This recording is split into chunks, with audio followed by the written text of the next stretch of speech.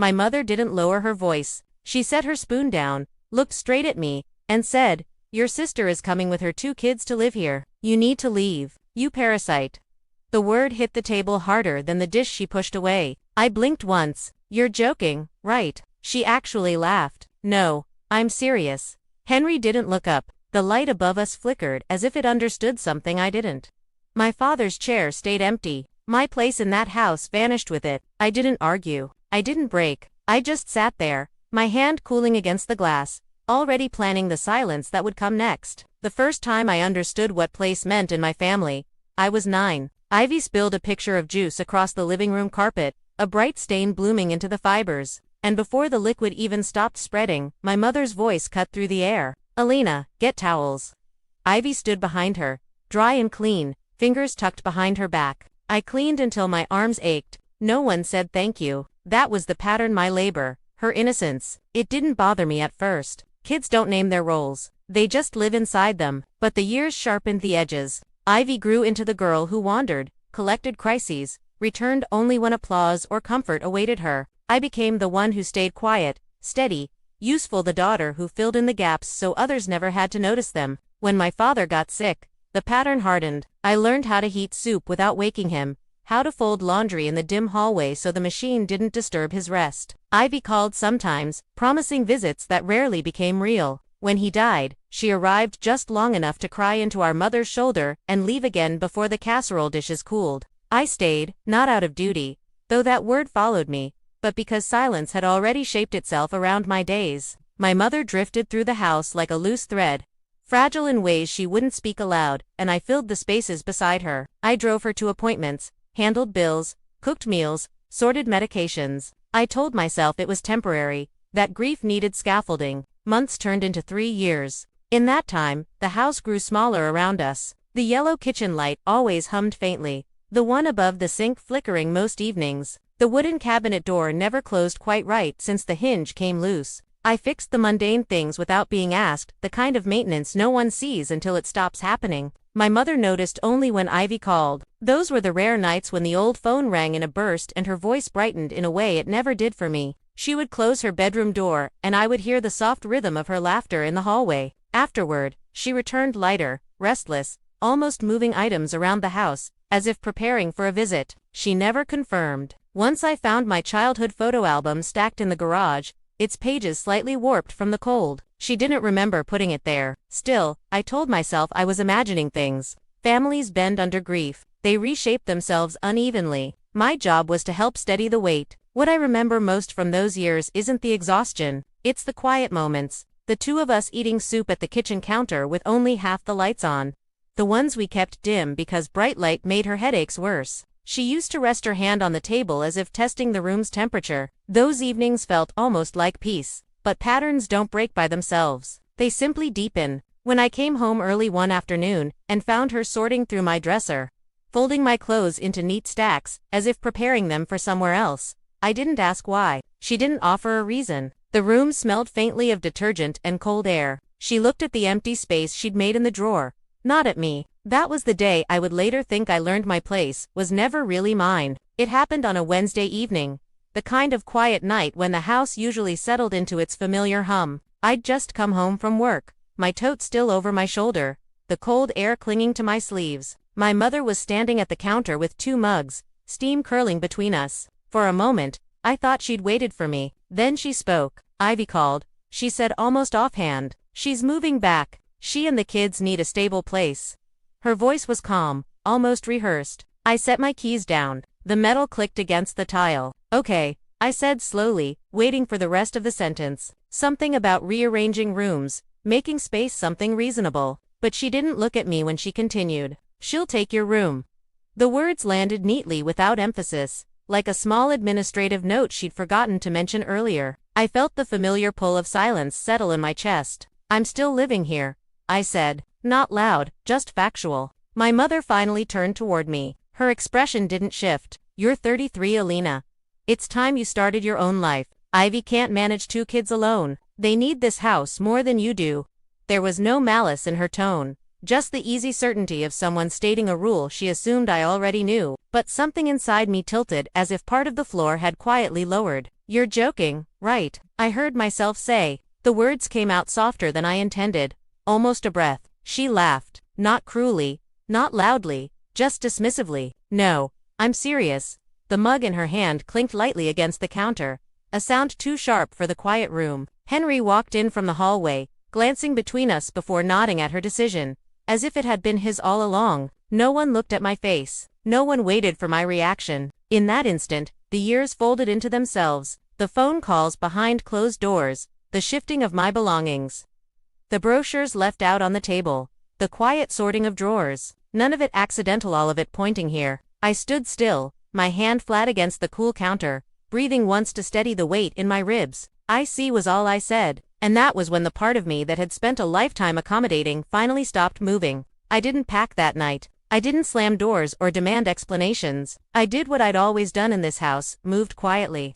Listened to the sounds between the sounds, the hum of the heater, the faint clicking from the hallway light, my mother rinsing her mug as if the conversation we just had left no trace. I sat at the kitchen table long after she went upstairs. The chair across from me, the one my father used to take, felt impossibly empty. That emptiness steadied me. It reminded me what silence can do when it is finally chosen, not imposed. By morning, I had a plan. I woke before sunrise. The sky still bruised blue over the neighborhood. My movements were steady, almost ceremonial. I brewed a small pot not for comfort, but for clarity, and placed my tote on the table. Inside it, I began placing the items that mattered.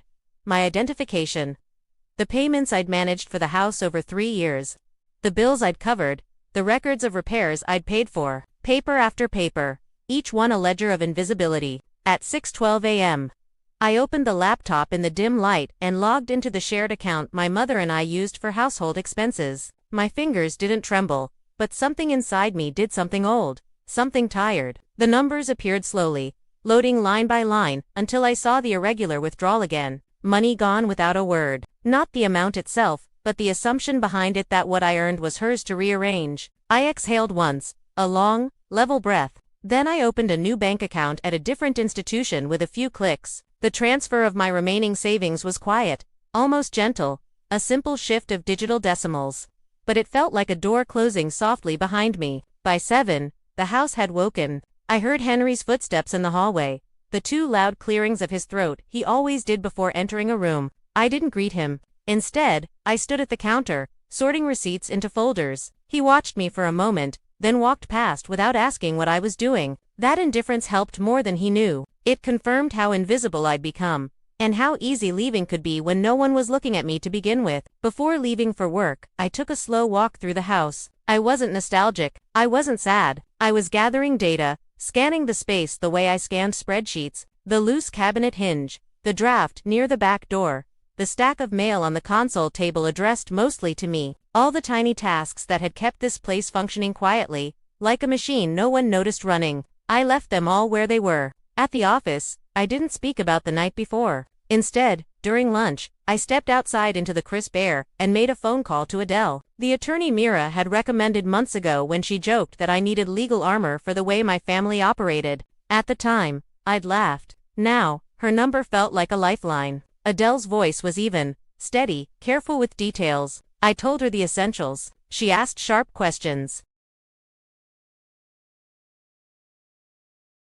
I answered each one, hearing myself become more precise with every sentence. You've contributed significantly to the household, she said. Document everything. Keep records accessible. And Elena, do not leave without formal notice unless it's by your choice and on your terms. My choice, I repeated, letting the words settle somewhere deep. By the time I returned to my desk, the plan had shape. That evening, I began packing not in boxes, but in exits. I moved slowly, methodically, the way one might fold away a winter coat. I started with the essential things, stored in plain sight: closed books, the folder of payments. I didn't disturb the room enough for anyone to notice. Every item placed into my tote or suitcase was chosen with intent, leaving no trace that I'd already begun leaving. Later that night, while my mother and Henry watched television in the living room, I walked past them quietly, keys in hand. Working late? My mother asked without looking away from the screen. Yes, I said. It wasn't a lie. I was working on the part of my life she no longer got to edit. I drove to Mira's apartment, where she waited with her usual dry humor and 2 storage bins she insisted I borrow. You're not running, she told me. You're reclaiming. The words didn't comfort me. They clarified me. Over the next 3 days, I built a private architecture of departure. During lunch breaks, I toured small apartments across Seattle's quieter neighborhoods. Each one a blank space, free from inherited expectations. On Friday, I signed a lease on a 1-bedroom with wide windows and a view of trees rather than people. The simplicity felt like oxygen. I scheduled a locksmith for Saturday morning. I told no one. Each night, the house continued on as if nothing had shifted. My mother chatted about Ivy's upcoming arrival, about paint colors, and where the children's beds would go. Henry made comments about how these transitions are healthy. I listened without responding, sipping water at the table, letting their plans drift around me like distant weather. They didn't notice the way I studied them, the way someone studies a place they're preparing to leave. I observed the rhythms of their conversations, the pauses, the small power plays, my mother insisting on a certain brand of cereal, Henry adjusting the thermostat without asking. These small dominances had once irritated me. Now they educated me. They showed me exactly how much of my life had been lived in someone else's frame. On Friday night, the house was unusually still. My mother had gone to bed early. Henry watched TV with the volume low. I stood at the foot of the stairs for a long minute,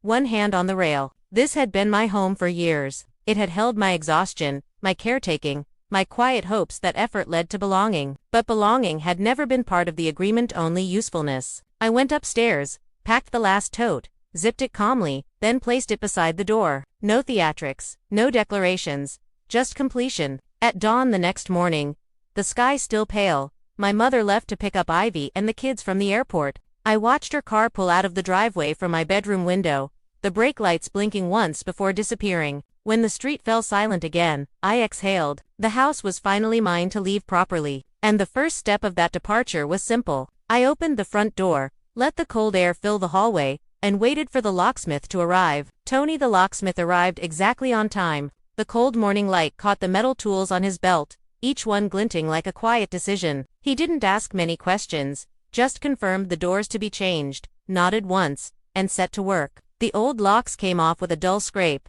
a sound that felt like lifting wallpaper from a house you no longer live in. By the time he finished, the sun had pushed itself over the street, warming the driveway in thin stripes. He handed me the new keys. The weight of them was clean, decisive. All secure now, he said. Good, I replied. And it was. Jonah arrived minutes later with his pickup. We loaded the last pieces of my life, my father's bookshelf, 2 suitcases, the tote with the documents into the truck bed. No rush, no panic, just movement, steady and final. When we were done, I stood for a moment in the doorway, looking at the house the way one studies a stranger across a room, familiar outlines. No warmth. We drove to my new apartment. The walls were blank, the air still, the windows catching soft winter light. We set the furniture down. Mira arrived with groceries and a lamp. For the first time in years, my space felt like a space meant for me. That peace lasted exactly 9 minutes. My phone lit up on the counter. First vibration,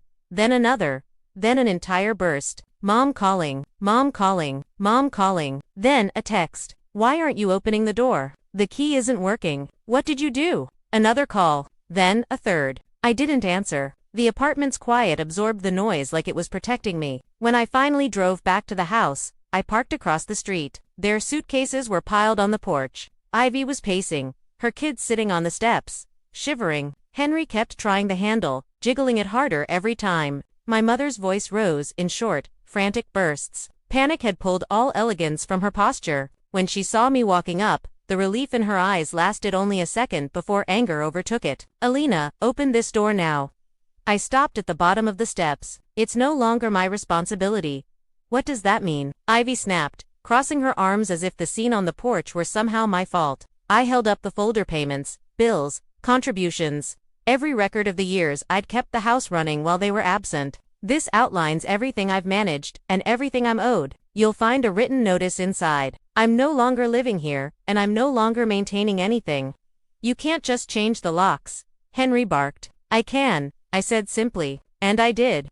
My mother's face crumpled, not with grief, but with the realization that the ground beneath her certainty had shifted. She looked at the kids, then at Ivy, then back at me, as if trying to locate the version of me who used to apologize before she even knew what she'd done wrong. She always does what I tell her, she whispered to herself. Not anymore. I placed the folder on the porch railing and stepped back. Their voices rose behind me, overlapping, demanding clarity, demanding control. But the locks were already changed, the decision already made, and the silence that followed me to my car was the first silence in years that belonged entirely to me. The first morning in my new apartment felt unreal, as if the air itself had been rewritten. Light spread across the hardwood floor in long, uninterrupted stripes. No footsteps overhead, no cabinet doors slamming. No voice calling my name from the bottom of the stairs, just stillness, clean, whole, mine. I made coffee without rushing. The mug warmed my hands, and the quiet settled around me like a room finally exhaling. My father's bookshelf stood near the window, the grain of the wood catching a pale shimmer. For years, it had been wedged between storage bins and forgotten coats at the old house. Here, it looked like it had been waiting. I walked toward it, letting my fingers rest on the edge. The grooves were familiar, holding the shape of a life that once felt steady. In the kitchen, the kettle clicked as it cooled. Outside, the city moved at a distant, soft, muted, respectful. The documents I'd handed over yesterday were now filed neatly in a drawer. The new keys hung on a hook by the door. Each item appeared small on its own, but together they formed a quiet truth. The chaos I'd been carrying wasn't mine to carry anymore. For the first time in a long time, I wasn't bracing for the next request, the next criticism, the next shift in someone else's mood. My body recognized the difference before my mind did. My shoulders lowered, my breath deepened,